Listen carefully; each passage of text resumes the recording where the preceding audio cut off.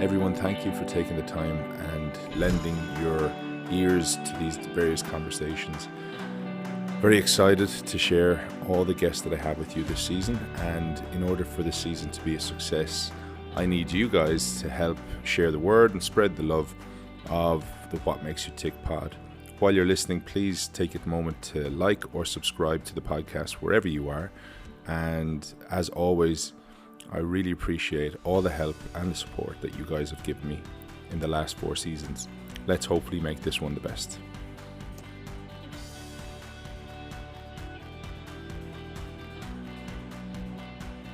From my perspective, I think what's holding it back is that if we start talking about particular things, that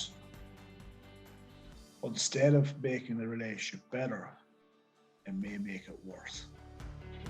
Ladies and gentlemen, welcome back to What Makes You Tick. And I am delighted to be joined by a super guest. My guest today is Fergus "Gussie" Farrell. Gussie is one half of Team Project Empower, and who 2 years ago embarked on an expedition and attempted to row across the Atlantic Ocean in record time.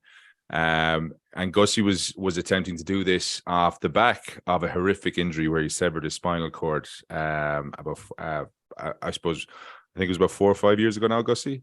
Yeah, just over 4 years ago now. Just over 4 years ago now. So listen, the journey took an abrupt end for you on day 13, right? But we're here today to listen to your story, to take whatever learnings we can, pal, from your experience.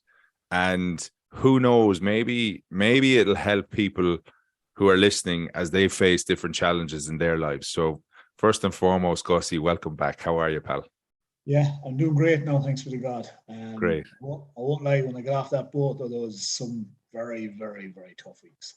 Well, listen, we'll get into that, because I think there's going to be, I think there's a load of questions, a load of massive, like, I'd love you to use this pod as well as a massive opportunity, or our platform, to just share your stories to those who have kind of listened to the different stories along the way. Like 2 years ago, we sat down, myself, yourself, and Damo, during COVID for the first ever Project Empower interview.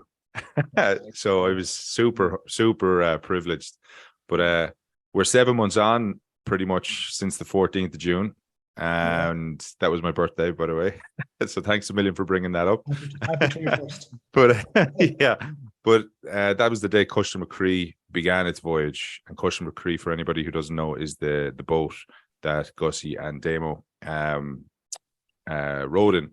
So, like, what's the last 7 months been like? You know, how have you been?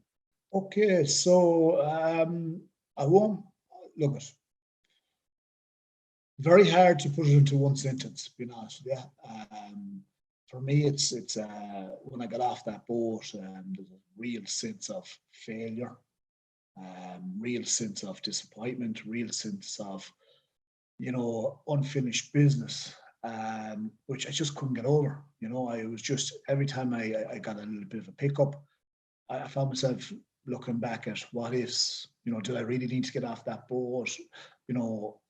I was just shredded in doubt, absolute shredded in doubt. And then I had no energy as well on top of that. And then I had no plan.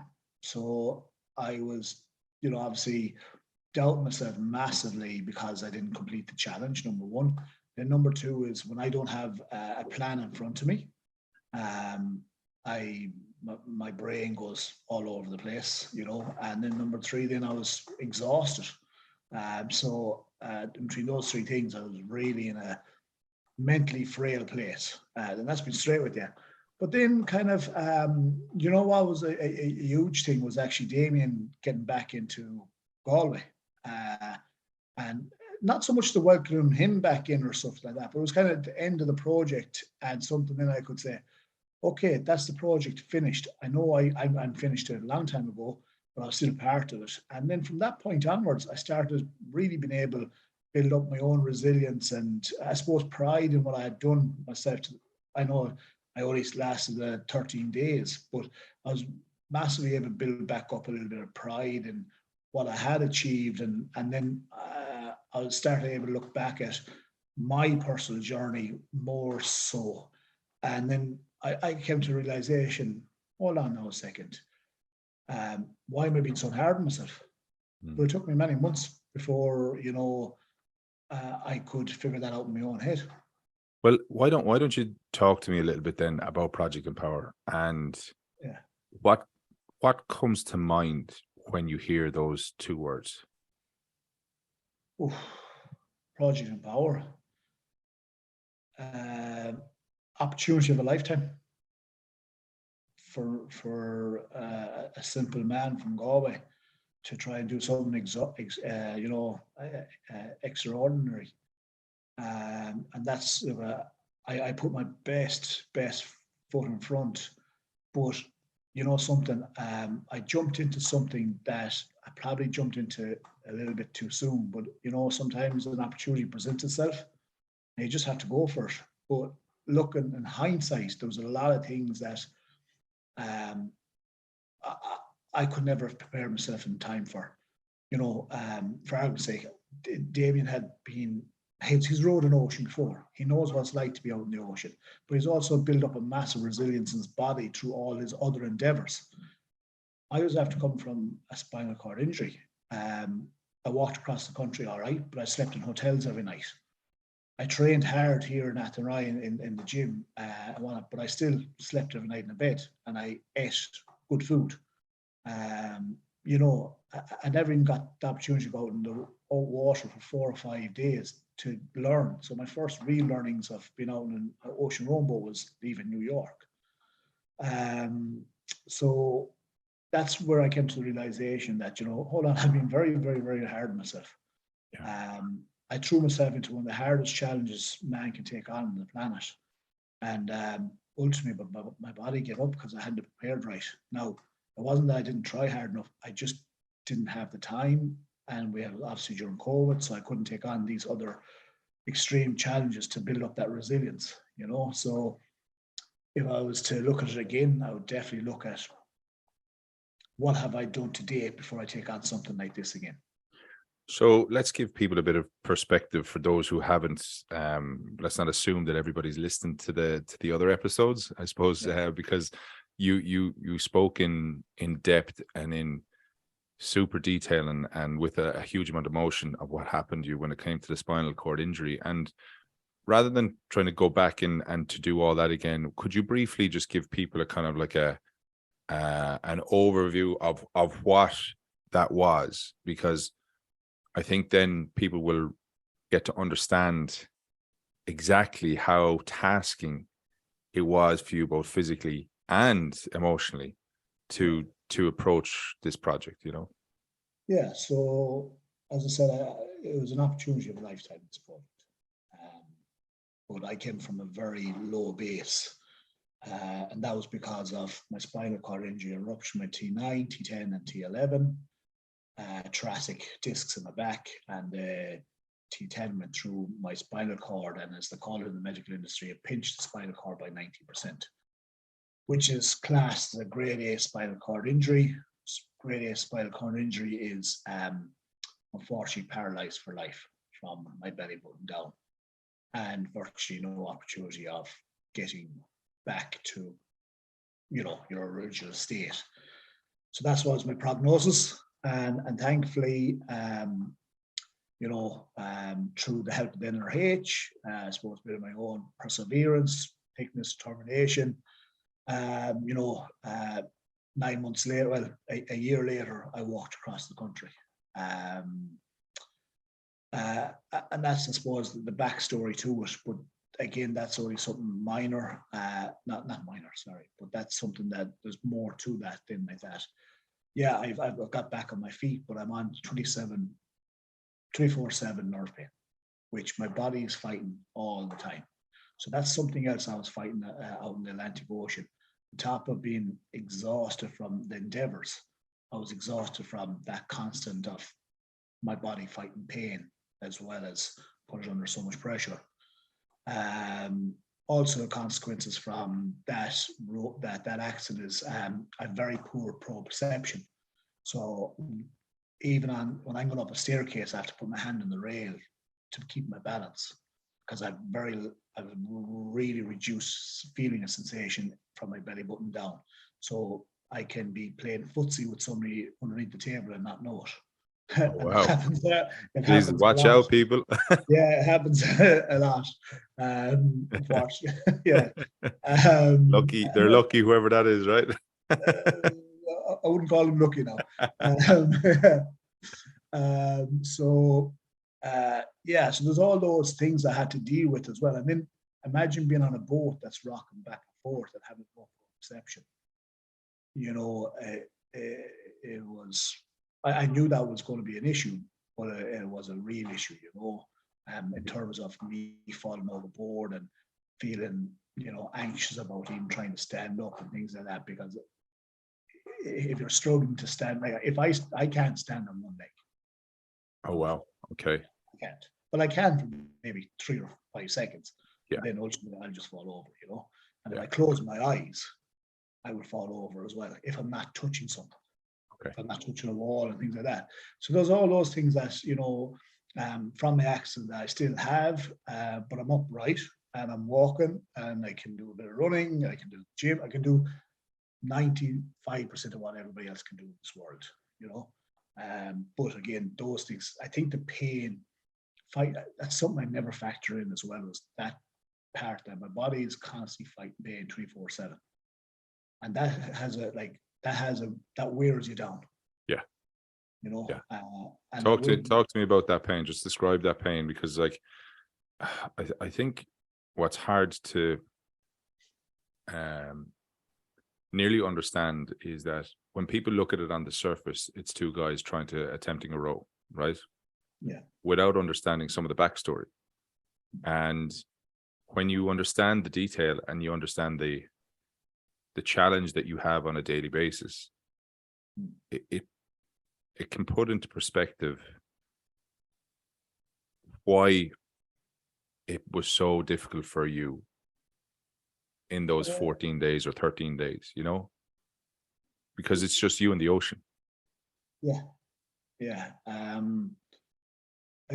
This is the positive thing about it, right? Is when I started getting really lethargic and no energy whatsoever, I wasn't sore anywhere. My hamstrings are in great shape. My calves, my quads, my shoulders, my back, my arms. I wasn't sore anywhere.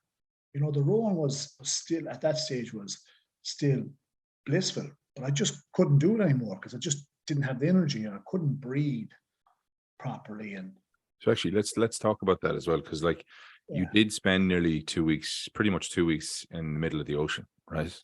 And rather than focusing solely just on the last piece, because I think that's where a lot of the kind of the concern began.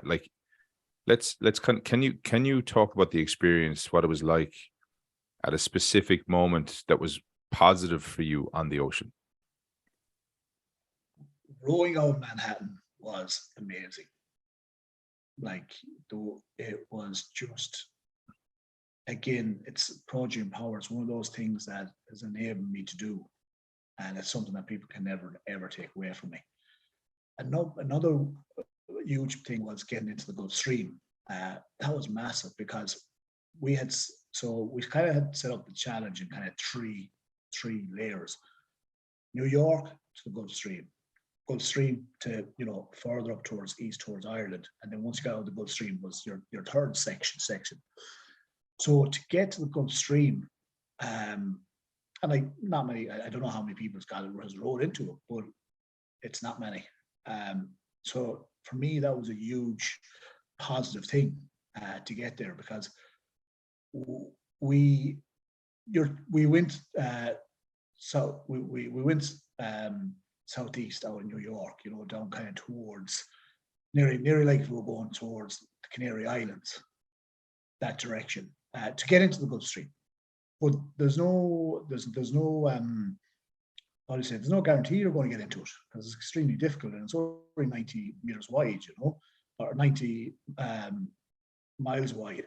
So there's no guarantee you're going to get into it. So to actually row away from Ireland to get into it was a big, it was a big, what's the word I'm looking for? It was a big risk.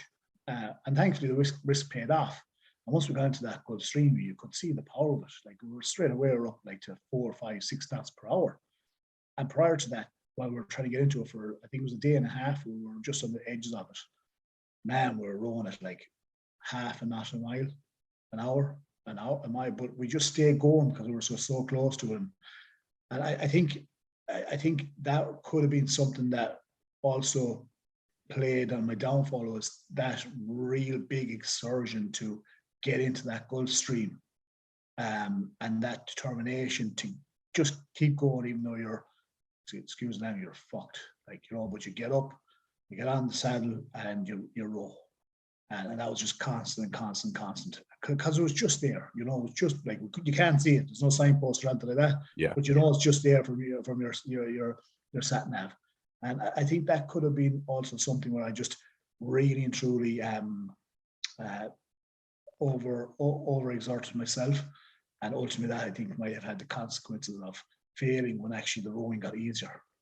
Okay, interesting, isn't it? Because like you get to a point where you think, right, we've made it now, and mentally, potentially your body kind of starts to not shut down, but kind of relax a little bit, thinking that, okay, we've done the hard part now, the rest of it's plain sailing, if you excuse the pun. But like that is quite interesting, because like the Gulf Stream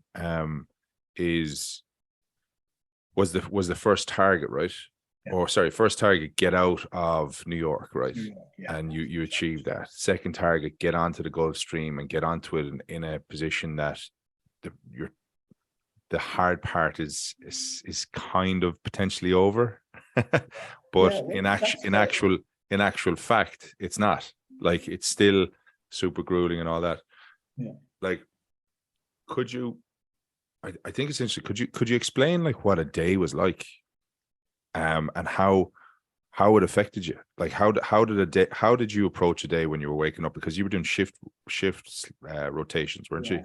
So the day was, because the heat, which I wasn't prepared for, the heat. So during the day, kind of 9 o'clock in the morning, maybe even 8 o'clock in the morning, we'd shift from 2 hours on, 2 hours off, to say actually around 7 o'clock, I think it was. We did an hour and a half on and an hour and a half off, and then as the day went on, say 9, 10 o'clock in the morning, we started shifting to 1 hour on, 1 hour off, because we couldn't be out in the sun for too long. We'd burn up way too much energy, and then that continued on, and until the evening, maybe 7, 8 o'clock, we do the hour and a half on, hour and a half off, and then as the night fell, we fell into the 2 hours on, 2 hours off. So that was a rotation, and that was all great and fine. But like, the reality was, when you were getting off the oars, by the time you're into the cabin, and by the time you had everything done and yourself dried down, and maybe a bite to eat and some water taken and all that type of stuff, especially the hour on, hour off, it was virtually time to come back out. But the problem also was that cabin during the day was like a sauna. So you're fiberglass, isn't it? Yeah, it was fiberglass. So it was like being inside a car with all the windows closed during a heat wave in Ireland, because it was 30 plus degrees. And the thing was, you'd be on the oars, and you'd obviously be you'd be maybe sweating a small bit, but the wind would have blown off. But the minute you went inside in this cabin, you were just drenched in sweat, because it was so bloody hot. So the cabin wasn't a sanctuary for me, anyways. And then, because then you had like two sunlight, or two I suppose you want to call them sun, where the sun could come in, two latches. Even when you lie down, like, the sun would be glaring in your face. So it would be, or if you stood up, the sun was glaring in your face. So you couldn't even escape the heat of the glare of the sun. It was respite wasn't respite. It was another challenge. It was, for me, it was worse. Oh wow, okay. Yeah, it was like, I was getting anxiety going into the bloody cabin, and then we had this, I think it was 5 minute call. So 5 minutes, your turn to get out. So the person who's rowing would say 5 minutes, and the person who's inside would be start getting ready to get out in the oars. And so you had anxiety about waiting for that 5 minutes, but then you had anxiety going into the cabin as well. So you were just filled up with this kind of, your chest was just full of anxiety all the time. Cortisol levels in your body, the stress hormone was just through the roof. Exactly, yeah. Yeah. But you just every time you just got through it. Once you got on the oars, then there was nearly a sense of relief. Okay. So it wasn't other people probably think it was the other way around, or you had a sense of anxiety getting on the oars, or get on the oars was, you had fresh breeze in your face, you're making progress, you had something to do, you put on your headphones or your music and off you went. Yeah. It was kind of for me, the on the oars was blissful, really, really good. Did you ever get to a point where there was, like, because you're two big men, right? So were you, like, because at times, I know when talking to Damien at certain stages throughout the thing, he was stuck in the cabin, and I remember him talking about the longest day of his life where he was 14 hours or something like that, 15 hours stuck in the cabin because the weather was so bad. Did you guys ever have, or did you ever experience that while you were out in the ocean with the two of you in the cabin? Because let's give people a perspective of the size of the cabin you're talking about as well. Yeah, so the cabin was about 2 meters long, and it was maybe, I'd say, 0.7, 0.8 meters high at the highest point. And the cabin is shaped like a cone. So where you went in was like the bottom of the large piece of the cone, the circular piece, and then at the other end was like the tip of the cone. So that was kind of generally the kind of shape of the cabin. Yeah. So it was. So when we had to go into it 3 times together. The first time was after it was day 1.5, going on to day 2, I think. And a bad weather front came in. We had to get into it. I think we spent 8 or 9 hours at that one time. This is my very first experience being in a cabin in bad weather with Damien. And obviously, then I am a smaller man. Most men are smaller than Damien, all fairness. Yeah, but like Damien is 6'6", right? You're what, 6'1"?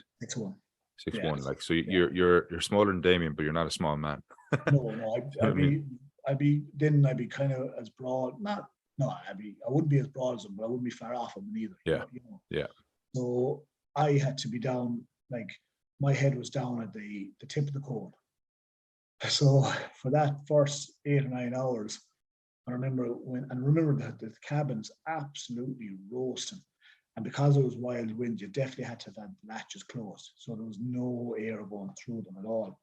And like when I was, and again, remember the boat's going back and forth like this. So I always sleep on my side when I'm in my bed at home. But that wasn't really that possible there, because if you were on your side, you were going to be tossed back and forth. So when I was on my back, the ceiling of the boat was like less than a foot away from me. So when I was breathing, the hot air from my breath was bouncing back down on me, and never mind all the temperature. If I turned to my left, the side of the boat, because again I'm at the tip of the cone, was no more than a foot away from me. And I turned to the right, I had Damien's lovely, beautiful feet. So win-win, right? Yeah, it was a beautiful moment. Yeah. And so it was 3 times that first 8 or 9 hours were actually literally, like it was when 2 people were in it, to maneuver inside that place was very, very difficult. 3 times I literally had to burst out of the cabin, open up the hatch, and just get fresh air. Yeah. And then eventually coax myself back in, because we had to be inside. And did you have any kind of I don't know, because like here's the thing, right? You've never experienced something like that. Most people haven't. Damien had. Did you have any kind of coping mechanisms, or did you have anything to help you? Because it sounds like that you were a ball of anxiety when you were in the cabin, right? And then to be locked in it indefinitely. Yeah. Like, how did you manage it? I'd be straight with you. I didn't. I really fucking struggled with it. I couldn't stop thinking about it. I couldn't. I really. The only thing that kept me going is I just kept saying it's not going to last. It's not going to last. You know, and I just focused on my breathing as much as I could. But until I did, you know, I couldn't. I just. I'll be honest. I wasn't coping with it. I couldn't cope with it. But the thing was, I just okay. It's not going to last. It's not going to last. It's not going to last. And I didn't. And then once we got rolling again and we're on our own, you know, I have a good mentality whereby I can kind of just get on with the next thing. You know, okay, that's done. Let's get on to the next thing. That doesn't mean I don't think about it, but I just move on to the next thing and concentrate on that. And that's what happened with myself of getting out of that cabin was, okay, I'm rolling now. Let's go. But then we made a decision at that stage. I think it was at that stage that we would try our best not to have to go back into that cabin together again. And I said, like when we made that decision, that's when we were like rowing at 1.5 knots per hour. Pretty much all ocean rowers would have had put out the power anchor at that stage and would have spent our first 13, 14 days, they would have spent a big majority of that in power anchor and in the cabin. But we chose to stay going because look, we're big, strong men and we're able to get a little bit of, you know, power into our strokes and things like that to keep us moving. Again, that was probably something that played in my downfall when I got into the Gulf Stream was, you know, no, I would never reverse that decision because I never wanted to be in that cabin again for such a long period of time. Yeah. So, but I think it could have led to my ultimate, just my body giving up on me. Yeah. So let's actually talk about that a little bit then, because like a lot of us know about, not a lot of us, but from listening to Deep Roots and listening to the stories and stuff, day 12 and 13 were massively tough for you. Ultimately, day 13, the decision was made that, or I'm not sure, but the decision was made that you needed to be rescued. Yeah. Could you maybe just talk to us a little bit about the build up to that? And I'd love to just also know what happened afterwards, you know, so maybe bring people on that little bit of a journey, if that's okay. Yeah, of course. So the strange thing is, and I think even so I haven't listened to the podcasts, been answered to Damien's podcast, but I believe and I knew it myself that kind of day 9 or 10, I was getting used to life on the ocean. I begin to adapt better to it and stuff like that. And I think Damien had mentioned that in his podcast, that, I'm getting over the hump and, getting on with things. But then, as I said, we rode hard and we, to get into the Gulf Stream. Then we got into the Gulf Stream, and I think we're maybe, now don't hold me to this timeline because again, I just not very good at timelines. But I think we did maybe a day in the Gulf Stream where we were just absolutely flying it. And as I said, this is like some of the hard work is done. The next 10, 15 days might be easier for us. And then as it went on, now it's still very warm, as it went on, I noticed that I was getting very tired very easy. I was beginning to have to take breaks. Whereas prior to this, you could just stay rowing. All right, you may be rowing at a low rate, but you could stay going. Whereas, having to take, I maybe make 10 or 15 strokes and I'd have to take the oars out of the water and just take a 10-second break and off I go again. As this got worse and worse and worse, but I hadn't been mentioning anything to Damien, so I was saying maybe I haven't been drinking enough water, so I'll take some. I'll get loads of fluids into me, and after doing that, I was still getting worse and worse, more lethargic, more tired. My vision was beginning to be affected as well. Now I don't have the most amazing vision in the world, anyways, but. So we had a compass, especially at night. With a compass, kind of our 2 feet would be on the board, and with a compass in between us at night to keep us on track, and that lit up at night. And that's how I would keep myself, know I'm going in the right direction. If there was a lot of cloud cover and I couldn't keep an eye on the stars. But on the very first night of when I was beginning to feel that, I noticed that I was struggling to see it. I was still seeing it, but I was struggling to see it. I'd have to stop up by my knees in the rowing motion and stop and look and come back. Whereas before I never had to do that. I was able to see it while in motion. And then, so there was no effect with the water. Then, I don't know, I think it was during the day I said, right, okay, I'm going to eat a bit more. And again, after eating more, maybe it was energy, same thing, nothing. I still kept getting worse and worse and worse.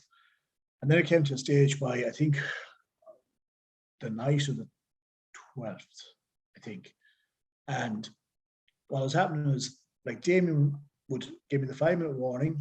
I would have actually rested for most of it because I was so knackered, which is unbelievable because up to that point, you weren't sleeping anything really at all. You might get, 10 minutes of the sleep, but that was it. I'd wake up, I'd be absolutely drained getting out of the cabin, and Damien would hop in, and you'd see he's after doing, for argument's sake, I don't know, five knots in his 2 hours or more. I'd hop onto the oars and get myself set up. By the time I would be set up in this night, I'd be drained. Not one stroke done, and then I just, like, maybe the first time we did the change, or maybe I was able to row for, I don't know, a couple 100 meters, and I'd be absolutely drained. I'd have to stop, pull up the oars, and just lie there and sit there. And this kept going on, and then, like, Damien would come out, and I wouldn't even have 500 meters done in the Gulf Stream. The Gulf Stream would bring you 500 meters without even rowing, And I was just, and then this went on all night. And then my vision, I stopped being able to see the compass. I mean, couldn't see it. So I was going to see the compass, see if I was going the right direction. I'd have to stop, take my feet out of the straps, look at the compass, get back on the seat, feet into the straps again. And by the time that's all done, I'd be wrecked again. And sure, the compass the boat could be anywhere with the wave or the wind or anything like that. So the only reason I knew at some stages what was happening, what direction I was going, the pedometer was going backwards, so I was losing ground. Wow. So I was actually rowing the wrong way. And at this stage, I was going, oh man. And I mean, later on that night, then I started, Davey would switch over. I wasn't saying anything to him because I just thought, if I rested in the cabin and if I rested for like 2 hours out on the deck, eventually my energy will come back and, I'd be able to pick it up again and just go again. But as the night went on, I ended up being just literally take myself off the seat. You've seen the deck of that boat. There's no place you can lie without having something really sore stuck into you. I didn't care. I just lie down on the deck. Lie there for the 2 hours. No way. Yeah. You were exhausted. Yeah, just like, well, my breathing was like that. And when I was able to row, I was breathing 2 breaths like every second. So I was like that. So last thing I did is I ate chocolate, a load of chocolate, and a load of jellies. I think I'm going to give myself an insulin spike here now. After doing that, nothing. I said, Jesus. And then I was kind of lying there, and I suppose, feeling a little bit sorry for myself. And I said, something? The last time I was like this was actually in NRH, or not NRH, but the Mara Hospital. So after my operation, when I 5 days or 6 days after the operation, I got 2 massive clots in my lungs. When that happened to me, I was having these, really struggling to breathe. And that's when I discovered I was having the exact same feeling, no energy, really deep, long breaths to get anything going. I was here going, oh shit, this cannot be happening to me. Because again, the report was, I just remember once you have clots, you're always susceptible to clots again. And if you think about rowing, you're sitting down, all right, your legs are moving and everything like that, but it's still, you're sitting down. And in the rowing boat, you're never, especially myself, because of my proprioception, I was never standing up. So I was here going, oh man. So I'd done the medical kit for the row, and I knew we had that machine to test your blood pressure and your blood oxygen. So I went searching for it, and now it was getting bright at this stage, and I went searching for it, and I put it on my finger, and 86. I went, oh man, oh shit. So basically, the stats are 96 to you. You know, if you're 96 or above, you're okay. 96 down, you're in trouble. I was at 86, so that was in my head as blood clot territory. So it was, and I knew that from what I'd been told that time. I had so I woke up Damo fairly quickly. Damien didn't come here, and I gave him that barometer to read, and he read, I think he read 98, 99 straight away. So I knew the machine was working. I put it back on my finger then, and actually I read 88 after I put it back on my finger after coming off Damien's finger. So I was like, oh geez, I'm improving here a small bit. But at that stage, Damien said we had a little chat into some demo, and we meant to say, look, we're going to ring Chris Martin here, because I told him the story about the clots and my worry, stuff like that. And he said, we're going to ring Chris Martin. Ring Chris Martin. He was our on-ground sport, amazing guy. And we told him the symptoms of what was going on and what had happened over the last 24 hours, 30 hours. And he said, okay, I need to put you through to, you know, a marine doctor or a Coast Guard doctor. So we got patched through to this doctor, don't know who he was or anything like that, told him the symptoms, and he kind of polluted, you know, what do you want to do? And I went, I can't make this decision like this. And I thought then he might say to me, well, rest for, you know, 10 hours or 6 hours and do a read and come back to us. But his decision was, you're gone. We're finished. Within, after I said to him, I can't make this decision, I think it was like 20 seconds later, you're gone. And that was it. Gone. That's it. So so from that moment, what steps, what was taken, what did you do? So Chris Martin took over the phone at that stage. He said, okay, leave it with me. I'm going to have to contact the Coast Guards and see what ships are around, and just look, I might be an hour or two before I'm back to you.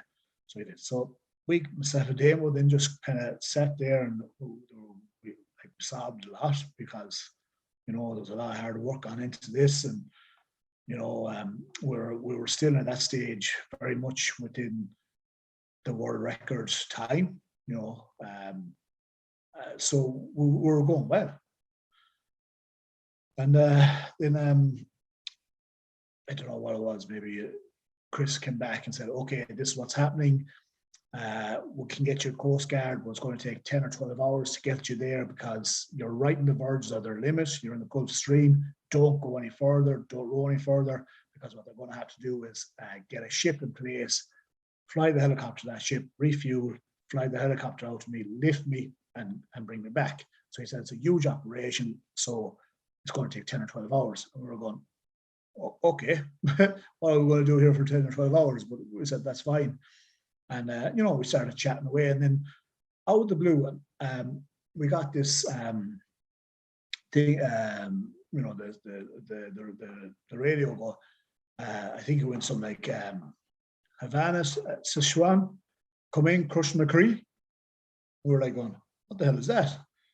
And it was a big, massive tanker. It was 258 meters long, and the captain was an Indian guy, Sanjay, and they were like going, you, what size are you? And he was like, 2 people out here, and he was like not believing that we were like a rowing boat. And so obviously an alert had been put out, like, you know, and next minute, well, not next minute, but I think about 10 or 15 minutes, we could see this big tanker in the horizon starting to come towards us. And man, it was big. So, yeah. Well, but they were absolutely brilliant. They were an Indian crew, and we're so lucky because it was a new boat. It was only 18 months old. So even they had these electric staircases that came down by the side of the boat and just dropped right beside, like crushing a creek. Yeah. Now, 7.2 meter boat up beside a 258 meter tanker, it's bloody frightful. You know, it is bloody frightful. But they came over, so they placed themselves in a certain position that Damien was actually able to row us right up to the side of the boat, and then they came down the staircase, and Damien lifted me up from from my backside, and they grabbed me from the top because I wasn't able to do anything. And then they pulled me up the stairs, and literally I stayed walking on the platform because the two guys either side of me were holding on to me because I wasn't able to hold myself up. And then obviously, you know, I knew I was about to disappear, so I said I need to say good luck to Damo. So they allowed me to do that, and I said all the best, Damo, because I knew like we'd obviously discussed things that, you know, he's continuing on and stuff like that. And that was kind of it. Then they got me inside, and there was a emergency medical room inside because, again, a new tanker, and they had all this stuff in there, oxygen, all this stuff to read you. Now there's no, how do I say, there was a safety officer, but it wasn't a medical officer. And they gave me fresh food, fresh fruit, and I'd say within 2 or 3 hours I was beginning to feel better because of the oxygen and everything. It was, now when I say better, it was like I was able to start seeing things. My vision was coming back. You know, I was able to talk and hold a conversation. You know, all those basic things. Basic stuff. Yeah. And like I'll be honest with you, like that rescue mission was. It went so smoothly, but it was an unbelievable experience because the crew of that ship were the most amazing people. I mean, I never thought I could have got more people that are more hospitality. They were inquisitive. They wanted to know me, talk to me. Yeah. You know, bloody crazy Irishman trying to row across the ocean.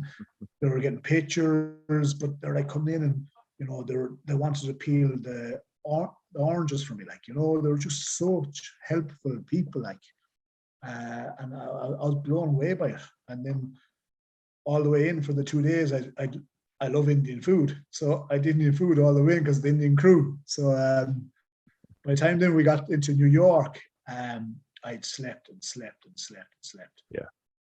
And got in there, but I thought then we get into New York, and, you know, I should literally jump off the boat and off I go into New York, and Paul Cleary would be there waiting for me. But I think it was 9 or 10 hours just hanging in the room waiting to get clearance from the from customs and stuff. Authorities.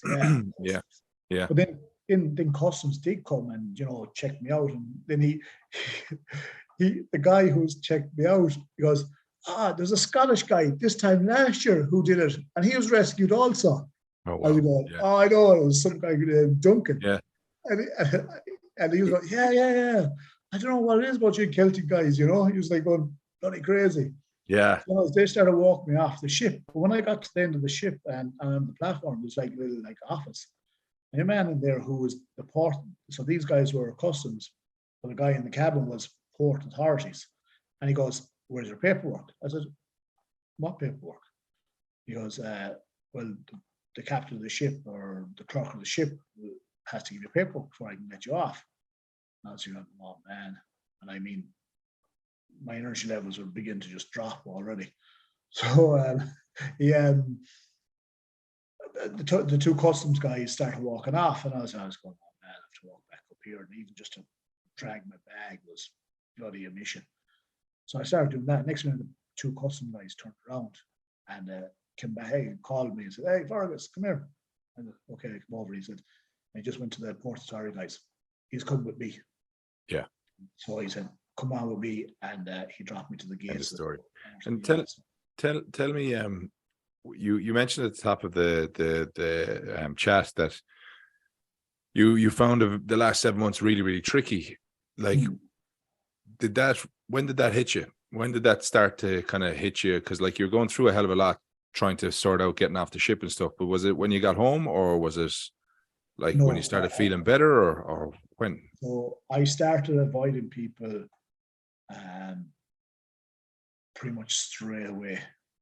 Paul Cleary, absolute gentleman, helped me out so much in New York, and other people as well, you know, Dave McCormack, and there were so many people who helped me out in New York. But I was feeling, I don't know, well, I was just wrecked hard. I couldn't hold conversations.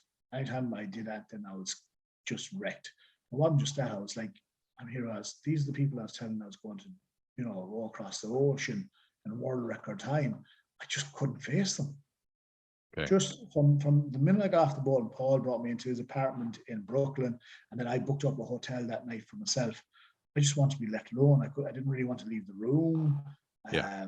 Yeah.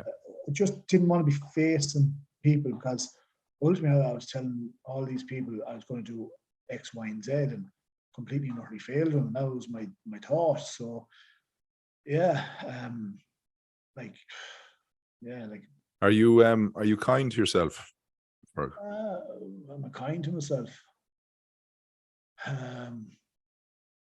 Probably not. No. and is there a reason for that? Because like you're a lovely fella, right? You're a kind-hearted, you're a kind man. You come across like a very Um, you come across as a guy who cares about people, right? yeah, Um, yeah. Thanks for that, Stephen. but why aren't you kind to yourself? You said, I don't know. I suppose. Jesus, Steve, you got me there now. That's got me thinking. I just, I hold myself. I, I pride myself as being somebody that maybe people can look up to. You know, to be, I won't say a pillar of society, but people that respect and stuff like that. And when I fail, I feel I've let down myself, my family. Um, I put my family through a lot of hardship over the last few years, Stephen. From the accidents to financial crash, my business, to the relationships, to obviously suicidal attempts, and so I think when I was doing this very positive thing, and it still ended up causing a lot of grief for my loved ones, because obviously they were very worried, but I also had to put plans in action, and I put more work on them, and stuff like that. So why am I not kind to myself? It just doesn't sit well with me. Maybe I don't know. I don't So know. I suppose Maybe I get maybe I get maybe I just, if I'm kind to myself, maybe I get lazy. okay. Is I suppose I don't believe that you would be as hard to yourself as you would be on your best mate, right? For what if they had been through what you've been through, right? If you put your best mate who's gone through all the hardship that you've gone through, I think you'd put them on a pedestal. I think you'd look up to them for trying. Yeah. Amount of people I talked to on this podcast, and even the last chat I had with Toby Flood, and was all about don't be afraid to fail, and I think it's easy to say don't be afraid to fail, right? And I think it's easy to mouth it, because when you do fail in something that you're trying to do, you feel a sense, and this isn't just this, I don't, this is me, but if I fail at something, whether it's in my job or in relationships or in whatever social contract I've created for myself, if I don't live up to that purpose that I've set out to achieve, then I beat myself up a little bit, right? Yeah. But as I said, if that was my best mate, I wouldn't beat him up at all. I'd be very much about, man, you gave it everything. You tried everything. So let's learn from it. Yeah. And like, You know? how you said there, Stephen, don't be afraid to fail. And I can tell you, I'm not afraid of failing at all, but the thing is, doing it and failing and feeling that failure is way harder to process and deal with than just mouthing it, Yeah. and until you actually do it and you fail, you don't know how you're going to react to it, or you don't know what learnings you're going to take from it. Now, this one has definitely made me a better and stronger person. Now, I've had a lot of challenges, as I said, over the last 7 months, and I won't lie. So I've been blessed and very lucky that, I found, look, I'm not going to go into huge details, but I found an amazing woman that loved me for who I was before the row. But after the row, because of anxiety and that thing of failure was hanging over me and whatever else. I was really trying harder and harder and harder in the relationship. I was trying to show her I was a better man and a better person, and I was doubling up my efforts to be more thoughtful. I was doubling up my efforts to X, Y, and Z. But all that was doing was actually putting so much pressure on the relationship and driving a wedge between us. But I was completely blinded to it because I was here going, I can't fail again. So I was here saying, I can't fail this relationship. This relationship was too important to me. And then I was just dubbed, whereas it was only lately that I discovered, hold on now a sec now. This lady likes me and loves me for the person I met pre-row, but not so much the person after the row, because of me trying to be a better person, put more effort into it, and then actually putting way too much pressure on things. So that was a big byproduct of, failing and not wanting to fail again. So I doubled up my efforts on a lot of things. So I wouldn't fail, but it put so much pressure on me and on everybody that I actually turned out to be quite a nasty person at times, saying very, very nasty things, because I put so much pressure on myself. And you know what? And you can easily fall into a trap like that, I'm sure, because you're trying to overcompensate for things that you're already disappointed in, right? Exactly. And in doing that, then you're living what you believe society thinks you should be, as opposed to actually living who you are, right? And being true to yourself. Because what's actually quite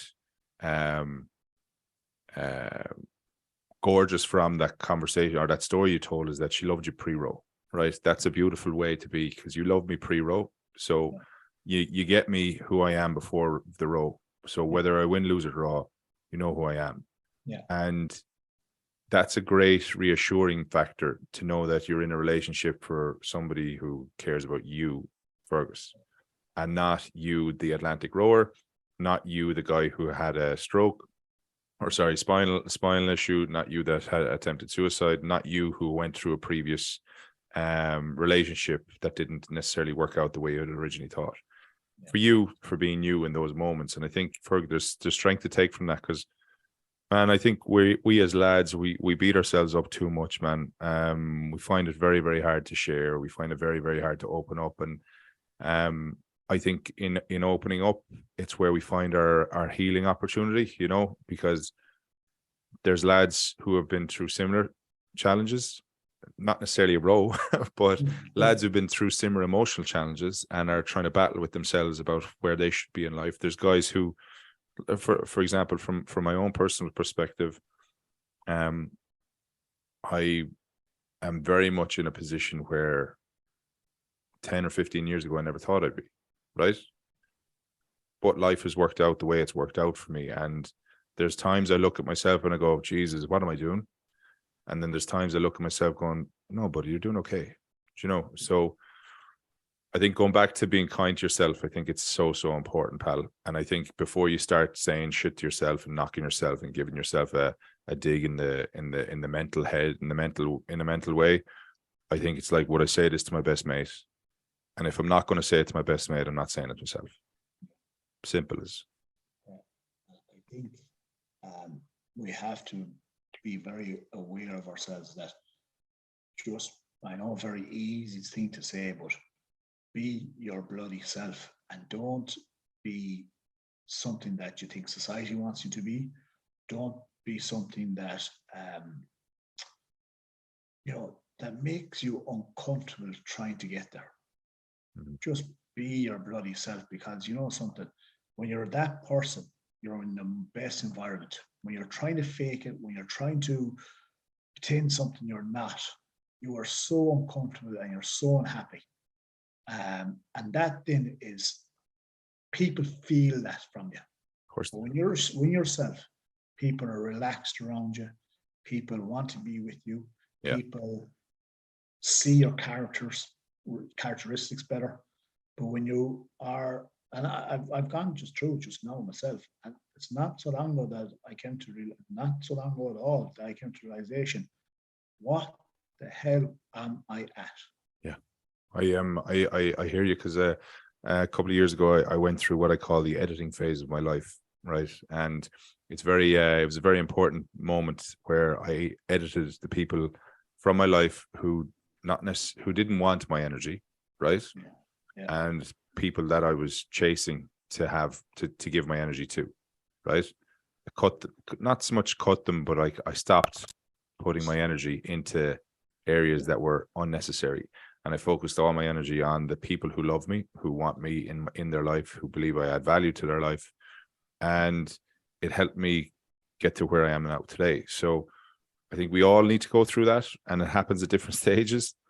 But I think once you realize that, then you kind of enjoy the companies you're with a little bit more, and you enjoy the environments you're in. Yeah. Well, I think you just you become more present. I know that's the pulse word now at the moment, to be present. But if you're yourself, you're not pretending, and you're Yeah, just there. You're just there hanging out. You're just there, and you know something. If that finds you what you're looking for, brilliant. But tell just me, don't try you and fake it.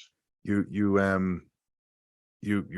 you spent so much time with Damo over the last number of years, right? And prior to the role, you guys were like super mates. How are you guys now? How are you and Well, Damo now, and what's the look, relationship like? the relationship has definitely changed. There's no doubt about that.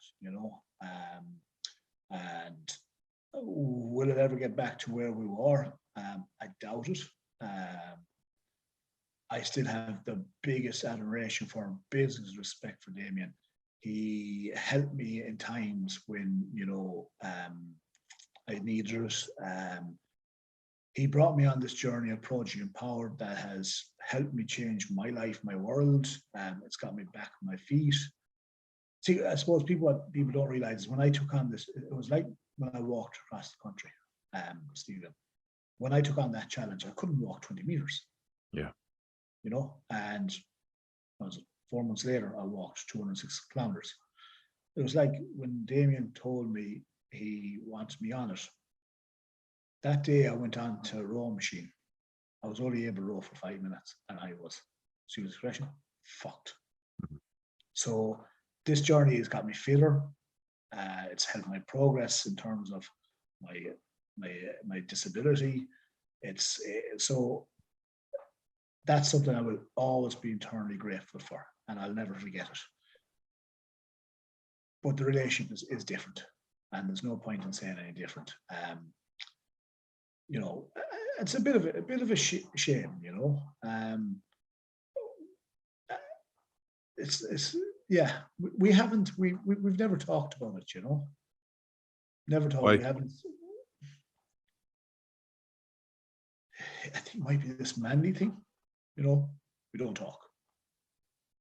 But like, like you've opened up here now today with Yeah. me, right? Which is class, and I appreciate that big time. Yeah. And he opens up quite a lot on different talks and deep roots and all that stuff, and he did on the pod with me as well, right? But like, this is like, it's like, this is a kind of like a public forum, but it's a private forum as well, because we're being super straight with one another. But I suppose it's about going back to that point about where you want to put your energy. And I think the two it sounded as well that maybe on the ship or on the boat, the communication wasn't the best between the two of you in terms of how you were feeling, where you guys were at, and how you mentally took on different things. And maybe there's a chance in terms of to create the opportunity to give it the potential of rebuilding that friendship that you guys had, or to fill any of the gaps. Maybe there is a come to Jesus chat that needs to be had between the two of you, and it's if that's where you want to go. But you guys share so much, and you lead by example in terms of how to share. And maybe it's about taking your own medicine now and sitting down together and going, right, come on, let's fucking chat about this. This is what's on my mind. This what's on your mind. Yeah, I think you are right. Okay, and from my perspective, I think what's holding it back is that if we start talking about particular things that instead of making the relationship better, it may make it worse. Interesting. Yeah. Yeah. So I think now, this is just from my side of things, that I have a lot to say. I'm sure he's a lot to say. And I know we're definitely going to have two totally different viewpoints on a lot of things. And I think, look, I just think that, talking doesn't always make things better. And Fair. maybe less talking in a circumstance like this keeps the relationship, even though it's a lesser relationship. Whereby, now I could be completely and utterly wrong too. We could have, for argument's sake, I'll just say we had a blowout literally a few hours before we were to row out from New York, because of all the pressures, and we had a blowout and it was caught on bloody camera. It was such a small bloody thing, So maybe we could have a big absolute blowout and fuck each other to the height and tell him what I did wrong, what he did wrong, and so on and so on. And something that could be the best thing in the world. So listen, maybe we just have to risk it.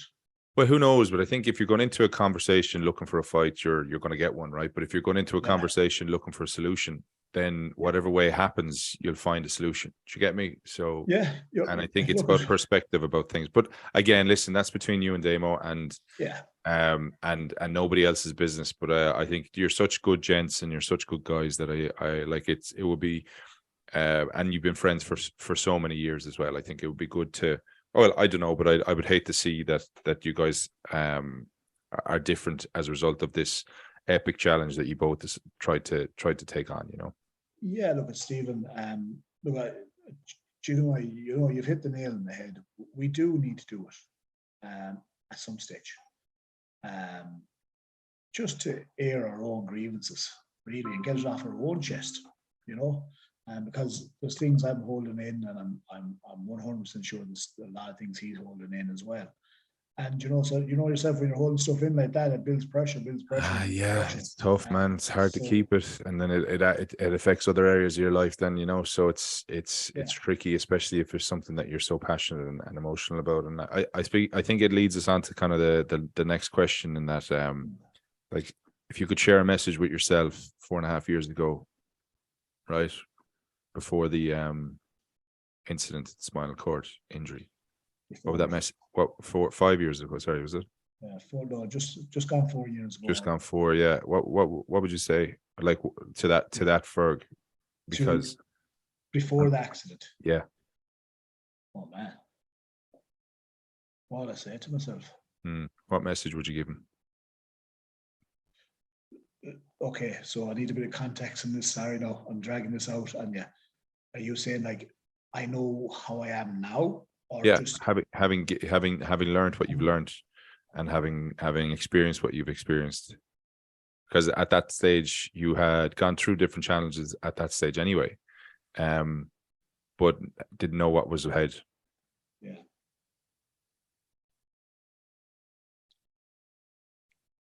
Take your head out of the clouds. Look what's good in your life here and now, and stop always trying to be that bit better and keeping up with the Joneses. Enjoy life. Stop chasing debt, work, business, and putting pressure on yourself, because society says that you're only a success because you drive the big car, you have a big house, you employ X amount of people, you go around in fancy clothes. No.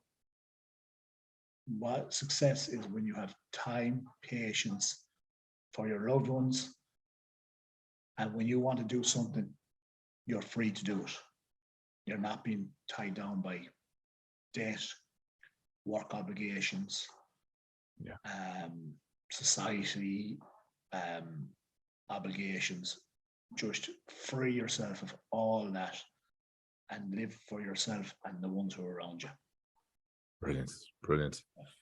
For me, Jesus, Ferg, I must say I love talking to you, pal. And I like, we don't actually, we've met each other physically once, but we've spoken a couple of times through text messages, through Instagram and all that stuff. And your handle is at the toughest trek, right? So what's on the horizon for the toughest trek? Have you another adventure in mind? Yeah, I have something. I'm going to tell you. I know we're getting very close to time. I'm going to tell you, and a few people will understand this, right?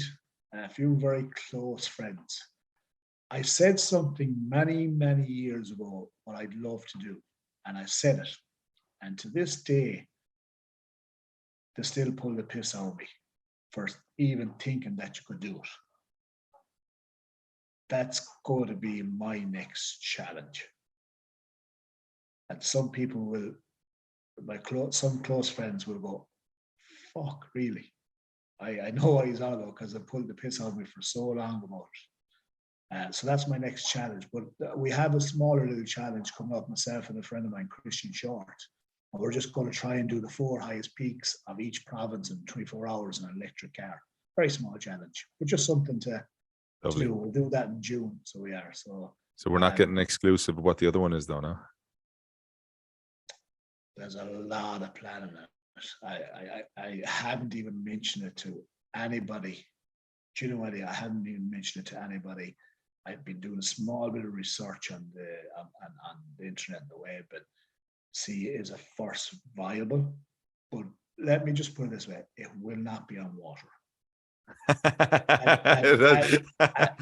positive. Yeah, it will not be on water, and there will be. I will be able to put my head down every night. I love it. It's a long challenge. So it is. And I think you've got the adventurer bug now. So it's about taking that. And listen, let me ask you then. So when you do come to announce the challenge, then let's get back on here and we have a chat. 100%. And I said my challenges are all about raising money for the National Rehabilitation Hospital. You know, that's what my challenges are about. It's I create the challenges to create a platform to try and raise money. Well, we'll put links and everything in the show notes. And listen, Gussie, unbelievable. I appreciate your honesty, pal. I really appreciate your bringing people through your version of the story. Because between the truth, what did they say? There's 3 versions: yours, mine, and the truth, right? So I think that what is brilliant though is that you gave us a really good insight into what was going on in your mind during the challenge. But also remember this, pal, you're a class act in who you are. You're not, we don't need to be Damien, you don't need to be anybody else. You are you, and people love you for you. So just focus on that. And as you said there, the message that you had for yourself, and I wrote it down, was enjoy life.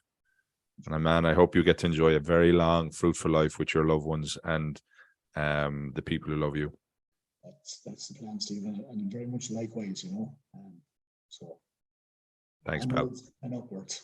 Onwards and upwards. Once again, thank you for joining me on season 4 and taking part in this journey where we talk to people like you and me about what motivates them, what inspires them, and ultimately what makes them tick. I've learned so much from the various conversations I've had, and I hope you can take something from this that you can apply to your life. That's why this podcast has been created. I'm very proud of it, and I'm very thankful for everybody who's joined me so far. Thank you all for listening.